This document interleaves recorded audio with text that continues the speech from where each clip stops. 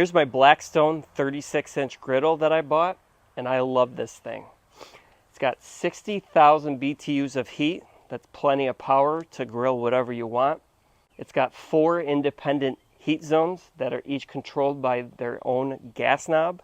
This way you can cook different things at once to different temperatures. Starting this thing up is so simple. You just turn your gas on, turn your knobs to high, and then it's got a nice igniter button. Lights right up. No matches, no lighters, easy. You got plenty of storage on the side shelves here. Both shelves will fold down, makes it convenient for storing it. It's got nice caster wheels on the bottom. It makes it easy to move this thing around, and they will lock in place when you're all set. It's got a nice paper towel holder on the side.